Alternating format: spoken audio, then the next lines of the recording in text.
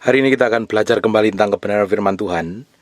Dan buka bersama saya di 1 Samuel pasal yang ke-30, mulai ayat pertama. Ketika Daud serta orang-orangnya sampai ke Siklag pada hari yang ketiga, orang Amalek telah menyerbu tanah Negeb dan Siklag. Siklag telah dikalahkan oleh mereka dan dibakar habis. Perempuan dan semua orang yang ada di sana, tua dan muda, telah ditawan mereka dengan tidak membunuh seorang pun. Mereka menggiring sekaliannya, kemudian meneruskan perjalanannya.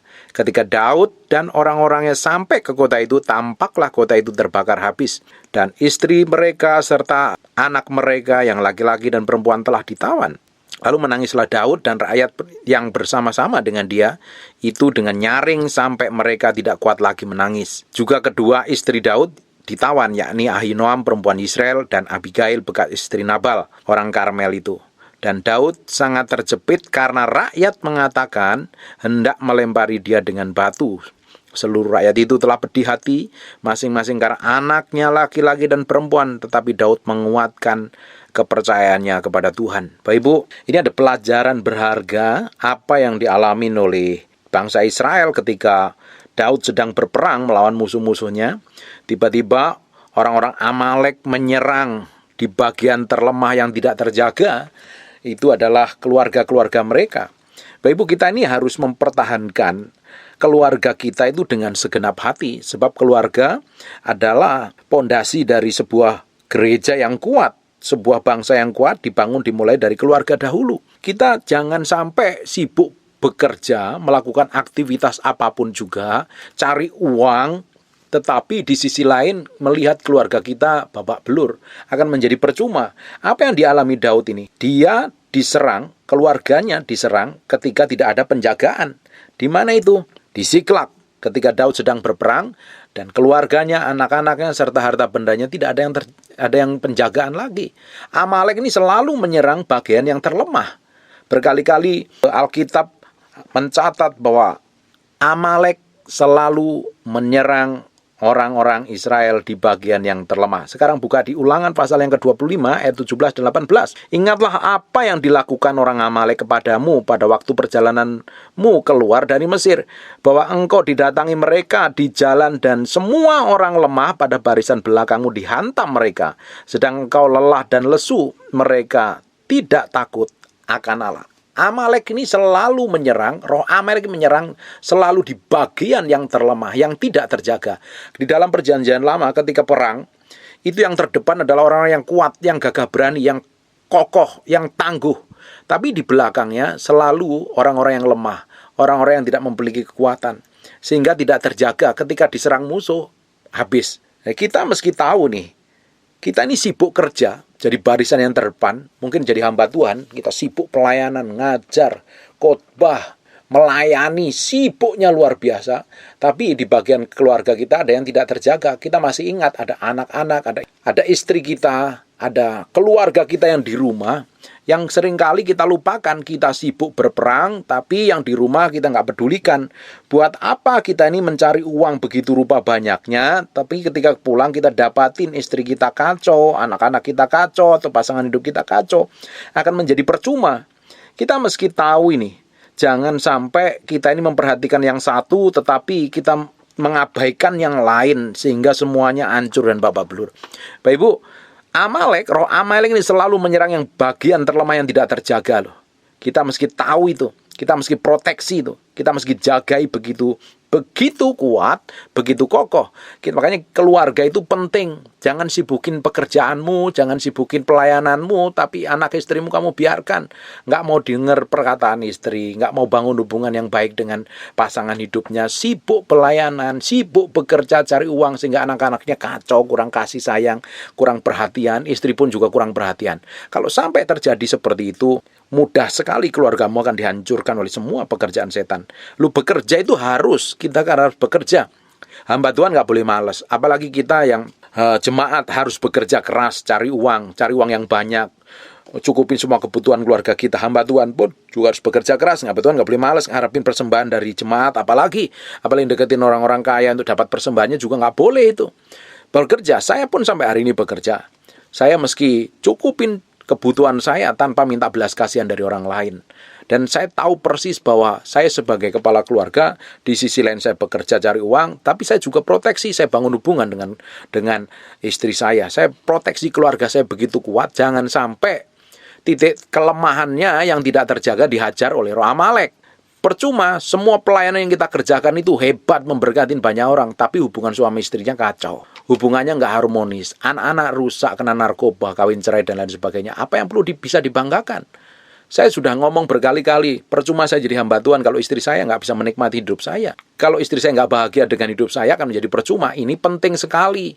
Bagi yang pelayanan, keluargamu lebih penting dari pelayananmu. Ketika hubunganmu baik dengan pasanganmu, ketika hubunganmu baik dengan anak-anakmu, ketika hubungan baik dengan keluargamu, kamu udah menjadi berkat di keluarga mereka, pelayananmu tidak akan menjadi batu sandungan. Buat apa kita pelayanan di luar hebat, pelayanan di luar kelihatannya disanjung orang, dipuji orang, kelihatannya bagus, tapi istrinya kepahitan. Anak-anak kepahitan, keluarganya di ujung cerai, hidupnya babak belur, kacau semuanya, tidak akan menjadi berkat. Jadi berkat dahulu, diproteksi dulu di keluarga ini. Apa segala sesuatu yang ada masalah dengan pasanganmu diomongin dengan baik, cari solusinya dengan baik.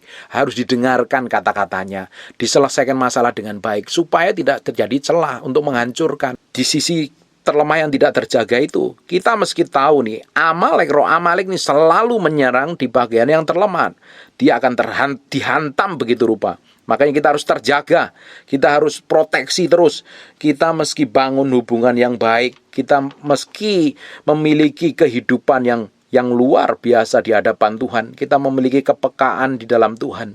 Kita harus tahu persis bagaimana kita bekerja, memiliki hikmat dan pengetahuan. Jangan sampai kita bekerja begitu rupa jadi orang yang workaholic, sibuk ngumpulin duit, sibuk kejar jabatan, sibuk dapat posisi bagus, sibuk kejar aset, tapi di sisi lain hubungan dengan istri buruk, hubungan dengan anak-anak kacau, hubungannya jauh.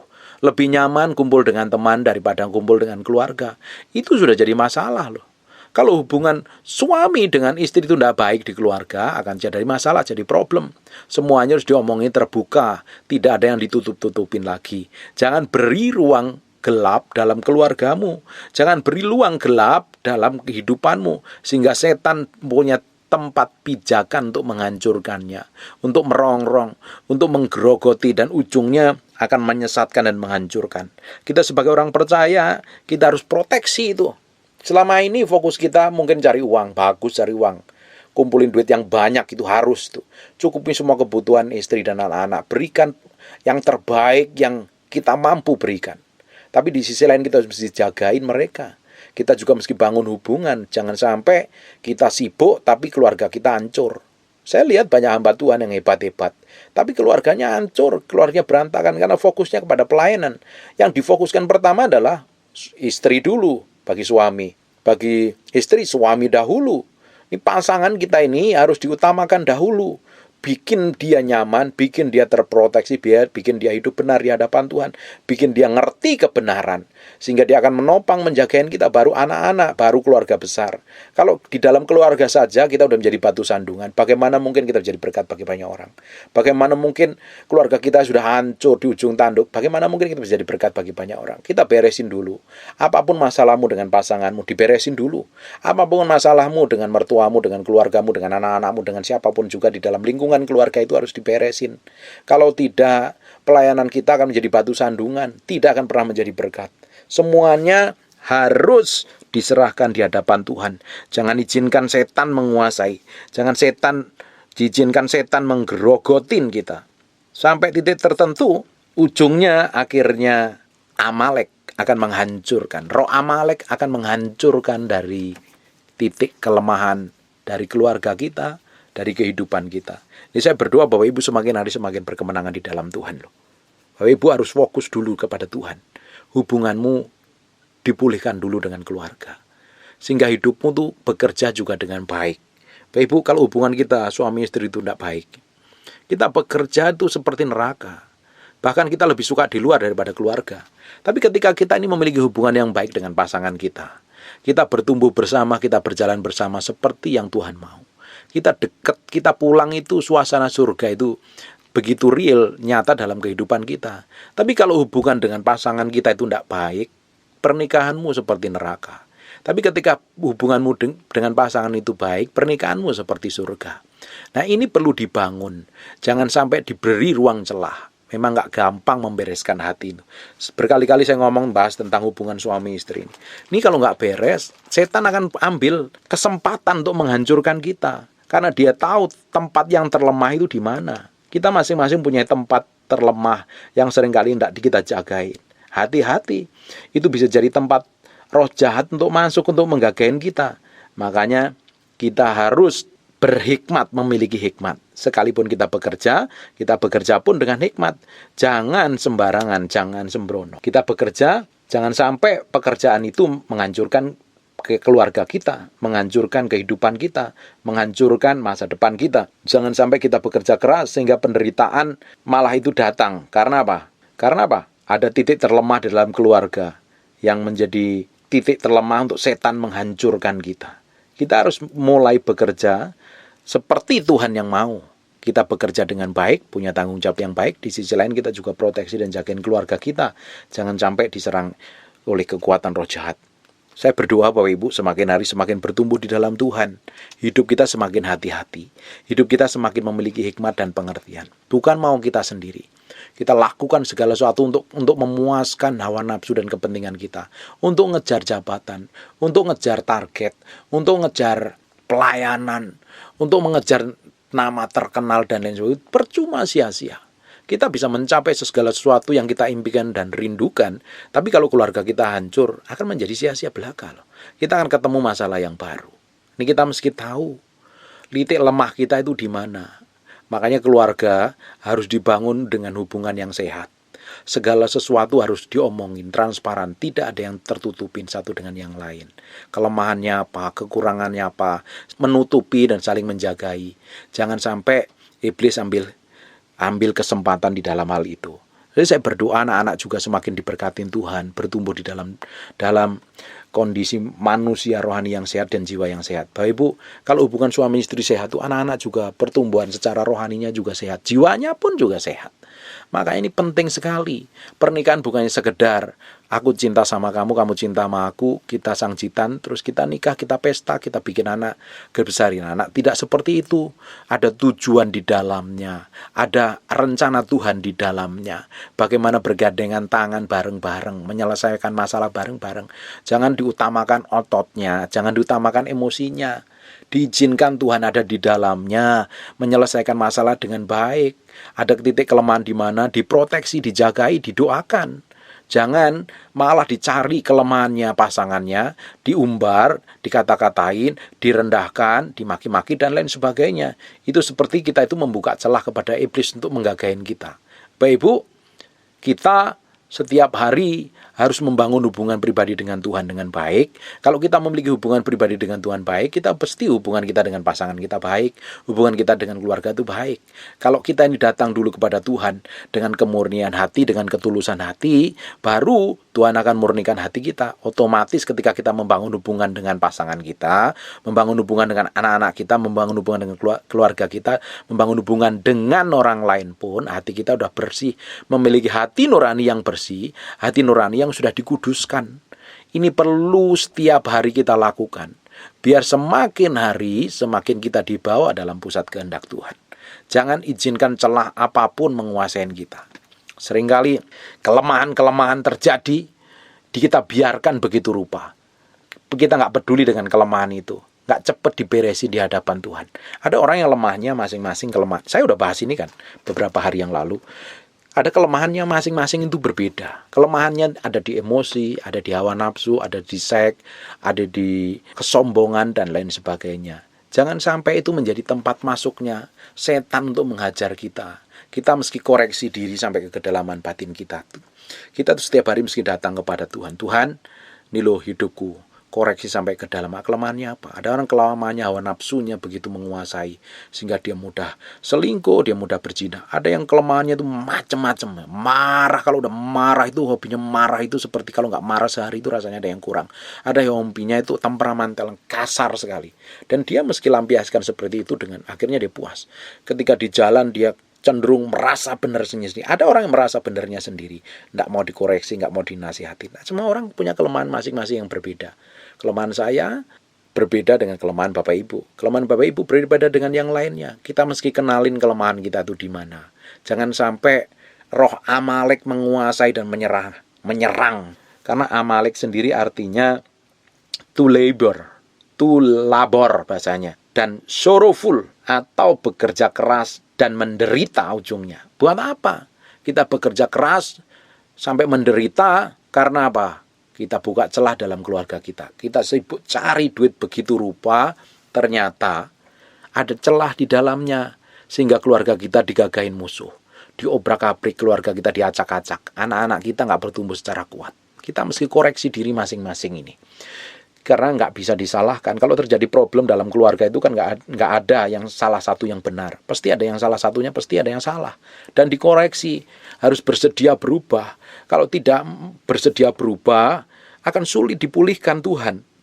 Yang pertama itu kita harus memberi hati kita itu di hadapan Tuhan. Dikoreksi terus setiap hari. Kan saya selalu ngomong di masalah ini. Saya akan beberapa bulan ke depan ini saya akan ngomong masalah ini. Karena seringkali banyak keluarga hancur di masalah ini. Sekalipun mereka pelayanan, sekalipun mereka ngerti Tuhan, itu seringkali hancur di dalam masalah ini. Susah, karena susah mau belajar, susah mau berubah. Karena apa? Memiliki kebenaran yang dia sudah ketahui. Orang yang sudah merasa benar, itu susah berubah. Orang yang merasa suci, ketika dibikin pelanggaran, dia tetap benar saja. Nah, kita itu harus memiliki roh yang lemah lembut, hati yang lemah lembut, yang mau belajar, mau dididik, dan mau berubah. Jangan merasa menangnya sendiri, jangan merasa benarnya sendiri, jangan merasa hebat, jangan merasa mampu, jangan merasa pintar, jangan merasa memiliki kuasa sembarangan dan ngawur. Kita ini hidup, kita ini ditaklukkan kepada Kristus, kita melakukan semuanya untuk menyenangkan hati Tuhan. Kalau kita sendiri ini nggak bisa menaklukkan diri kita di hadapan Tuhan, kita keras kepala, sebenarnya kita itu menyerahkan diri kita ini untuk digagahin setan. Karena kelemahan-kelemahan tersebut jadi pintu masuknya setan untuk menguasai kita. Akhirnya apa? Iblis ambil kesempatan untuk mencuri, untuk menguasai, untuk menjerat, untuk menjatuhkan. Sehingga damai sejahtera tidak ada. Akhirnya apa? Marah, kecewa, kesel, benci, jengkel. Ujung-ujungnya kita akan jauh daripada Tuhan. Segala sesuatu kita mesti koreksi nih. Selama ini kalau kita ini punya masalah dengan pasangan kita punya pasangan dengan keluarga kita, coba dicek nih, saya ini sudah benar di hadapan Tuhan atau belum? Hati saya ini sebenarnya selama ini udah pas seperti apa yang Tuhan mau belum sih? Segala sesuatu yang aku kerjakan ini selama ini itu sudah sesuai dengan apa yang Tuhan mau atau belum? Hanya aku fokuskan pada emosiku, pada harga diriku, pada kepuasan hawa nafsuku, untuk mementingkan egoku. Kalau seperti itu, kita harus belajar berubah. Kita harus menyerahkan hidup kita sepenuhnya di hadapan Tuhan. Untuk semakin hari, semakin diubah menjadi serupa segambar dengan Tuhan. Semakin hari kita memberi hati kita, semakin kita memberi hati kita ini dengan tulus dan murni, kita datang kepada Tuhan. Tuhan akan koreksi. Tuhan akan bawa kita ke dalam proses pemurnian yang semakin hari semakin membawa kita pada rencana Tuhan. Sekarang buka di Amsal pasal yang ke-27 ayat yang ke-6. Seorang kawan memukul dengan maksud baik, tetapi seorang lawan mencium secara berlimpah-limpah. Seringkali Tuhan tuh pakai orang-orang di sekitar kita untuk memukul dengan maksud baik. Kalau Bapak Ibu ya, ngadepin hari ini itu apa? Ada kelemahan yang selama ini dibiarkan sehingga setan bisa menggagain hidupmu, menguasai hidupmu. Terus dikirim orang lain, dikirim pengkhotbah, dikirim hamba Tuhan, atau siapapun juga untuk hajar, untuk memperingatkan, untuk berubah. Karena hajarannya, didikannya, itu ada maksud baiknya. Supaya apa? Kita belajar di hadapan Tuhan. Bapak Ibu, ada lagu judulnya I Am a Friend of God. Nyanyinya kencang-kencang, nyanyinya tuh senang-senang, sukacita, bisa sorak-sorai, heboh sekali. Banyak orang pingin jadi sahabatnya Tuhan, pingin jadi teman dekatnya Tuhan, bisa berdoa, bisa menyembah, bisa melakukan segala sesuatu dengan dekat bersama Tuhan. Tapi di sisi lain, ketika kita memiliki sahabat, selalu dia dipakai Tuhan. Seorang kawan memukul dengan maksud baik. Seorang sahabat memukul dengan maksud baik. Seringkali diizinkan pukulan-pukulan yang di dalam hati kita. Kita itu dipukul Tuhan itu bukan fisiknya, yang dipukul itu seringkali yang di manusia yang di dalam, di jiwa kita ini. Sering dipukul yang nggak benar itu harus diluruskan. Sikap yang nggak benar, hati yang nggak benar, motivasi yang nggak benar, ego yang nggak benar, amarah yang nggak benar ini seringkali dipukul supaya kita belajar mengerti, oh itu tuh nggak benar. Harus kita itu belajar berubah. Tapi kalau udah dipukul nggak mau berubah, saya nggak habis pikir lagi harus bagaimana menyerahkannya di hadapan Tuhan. Tuhan seringkali pakai kejadian-kejadian tertentu untuk memukul kita, tujuannya itu supaya kita itu berubah, belajar. Kamu tuh udah salah loh. Kalau kamu lakukan itu terus, nanti keluargamu hancur, hubunganmu dengan pasanganmu hancur. Tapi banyak orang tuh bebal, maunya sendiri, hebatnya sendiri, pinternya sendiri, sehingga keluarganya sudah hancur-hancuran. Tapi kalau sudah hancur-hancuran, baru cari pendeta. Akhirnya urusannya diserahin ke pendeta. Tapi bayangin kalau Bapak Ibu sendiri belajar terus setiap hari. Belajar berkenan, belajar melakukan firman, belajar tanya Tuhan, belajar peka mendengar suara Tuhan, sehingga keputusanmu, sikapmu, apa yang kamu ambil, apa yang kamu lakukan itu selalu berkenan di hadapan Tuhan. Selalu kita izinkan Tuhan dulu memberikan jalan, memberikan konfirmasi apa yang harus kita perbuat, apa yang harus kita lakukan. Baru perlahan-lahan hidup kita semakin hari semakin berkemenangan di dalam Tuhan. Semakin hari hidup kita semakin dibawa ke dalam pusat kehendak Tuhan. Bapak Ibu, bekerja harus, cari duit harus. Tapi kita juga harus memperhatikan keluarga kita. Titik di mana kelemahannya yang ada. Jangan sampai seperti bangsa Israel dihabisin oleh orang-orang Amalek di tempat bagian yang terlemah. Kalau itu sampai terjadi, kita perlu bertobat dan berubah sampai hari ini. Coba Bapak Ibu ini, yang hari ini yang hidupnya bermasalah, ada problem keluarga itu. Selama ini coba dikoreksi diri itu. Bukan berarti pasanganmu yang salah 100% loh. Bisa-bisa dia salah 80%. Dan kita sendiri yang bikin kacau punya andil 20%. Coba dicek masing-masing. Kalau ada masalah dalam keluarga itu, dua-duanya pasti ada kesalahan. Dan harus bertobat, harus berubah. Kalau satunya nggak mau berubah, ya Bapak Ibu sendiri yang dengar firman ini berubah. Biar Tuhan sendiri beracara, biar Tuhan sendiri memulihkan. Semakin hari kita semakin dibawa dalam pusat kehendak Tuhan. Berjalan seperti yang Tuhan mau. Hidup kita semakin hari semakin menyenangkan Tuhan. Semakin kita berkemenangan. Tuhan tuh mau hidup kita itu berkemenangan. Keluarga itu kita itu bahagia. Hidup kita diberkati menjadi berkat bagi banyak orang. Hidup kita mengimpartasi berkat menjadi berkat. Banyak sekali orang diberkati dengan kehidupan kita dan keluarga kita. Tuhan mau itu. Dan Tuhan mau dahulu kita yang dipulihkan. Tuhan mau kita yang diproses. Tuhan mau kita berjaga-jaga. Tuhan mau kita kokoh dan kuat di dalam Tuhan. Semakin kita kuat di dalam Tuhan, semakin kita dibawa dalam pusat kehendak-Nya. Semakin kita peka, kita melakukan apa yang Tuhan mau.